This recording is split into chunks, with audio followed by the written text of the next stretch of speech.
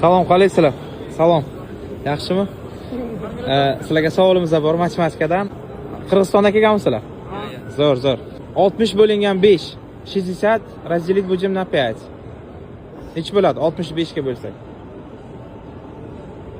301. Yo'q, 301 emas. Yo'q. Qaranglar, oson usul o'rgataymi sizlarga? Eng oson usul o'rgataymi? Молодец, Я вас видела в Инстаграме. Кто я? Я ваше имя не знаю. Здравствуйте. Но я вас увидела. Вы же там мектептерге барасыңар-го? Ошол жактан көргөм да. Ha, shunaqa. Qaranglar. Teacher Sardor.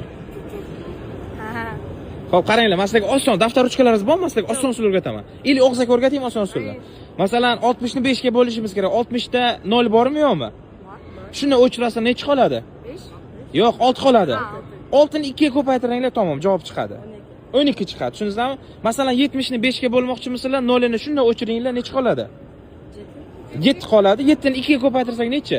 14. Tushundingizmi? Masalan, 320 ni ham 5 ga bo'lish uchun 320 dagi bitta 0 shunday o'chirasa nechi qoladi? 32. 64. 2 ga ko'paytirsak 64. Tushundingizmi?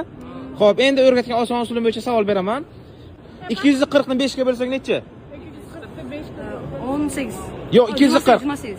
240 разделить будем на 5. 240? 240 разделить будем на 5. Кыз, молодец. Tushundingizmi? Например, 500 не 500. 510 разделить будем на 5. Сразу 0 стираем и 51 умножим на 2. 102. Да, 102, 102. Правильно, молодец. Красавчик, gap yo'q. Qalay bo'lyapti Toshkentda aylanish? Mayli, bu safar xo'p. Bo'pti. Ha, Instagramga Teacher Sardorga obuna bo'lib qo'yinglar. Rahmat. Matematika qiyin fan emas. Matematikaning eng oson usullari xuddi shunday tarzda o'rganishni xohlasalaringiz, ushbu ko'rsatilgan nomerga telefon qilib, joylaringizni band qilsalaringiz, shaxsan o'zim farzandlaringizni olib kelsalaringiz, tekshirib, olish qobiliyatiga qarab mazkur joylashtiraman. Xudo xohlasa 1 oyda natijasini ko'rasiz.